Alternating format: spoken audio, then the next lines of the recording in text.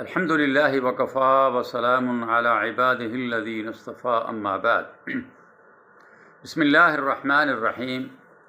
محترم سامعین، صحیح بخاری کے اندر سیدنا انس بن مالک رضی اللہ تعالیٰ عنہ کی روایت ہے۔ وہ فرماتے ہیں کہ ایک مرتبہ رسول اللہ صلی اللہ علیہ وسلم اپنی مجلس پاک کے اندر بیٹھے ہوئے تھے، صحابہ کرام بیٹھے ہوئے تھے۔ آپ نے دیکھا کہ ثابت بن قیس انصاری رضی اللہ تعالیٰ عنہ موجود نہیں ہیں محفل کے اندر۔ عموماً وہ آپ کے ہاں حاضر ہوا کرتے تھے، تو آپ صلی اللہ علیہ وسلم نے پوچھا ثابت نظر نہیں آ رہے، پتہ کرو کیا ہوا ثابت کو۔ تو صحابہ کرام میں سے کوئی شخص اٹھا اور جا کر اس کے گھر پہنچے۔ گھر پہنچ کر پتہ کیا ثابت بن قیس کا، ان سے ملاقات ہوئی۔ وہ سر جھکائے انتہائی غمگین حالت میں بیٹھے ہوئے تھے۔ اس صحابی نے پوچھا کہ ثابت کیا بات ہے؟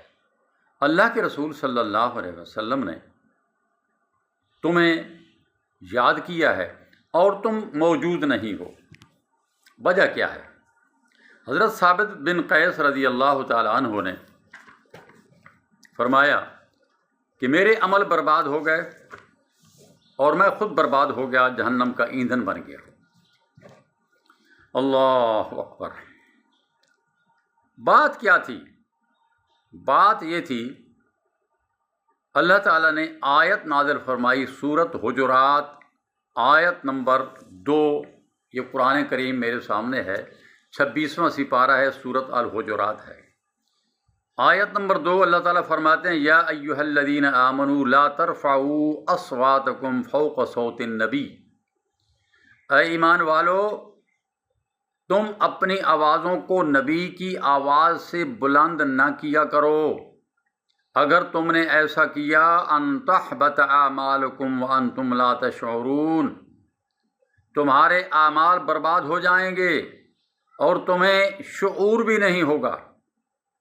جب یہ آیت نازل ہوئی تھی تو صحابہ کرام رضوان اللہ علیہم اجمعین انتہائی احتیاط کرنے لگے تھے کہ آپ کی محفل پاک کے اندر جب ہم بیٹھے ہوں تو ہماری آوازیں پست ہونی چاہیے، نبی کی آواز سے اونچی نہیں ہونی چاہیے۔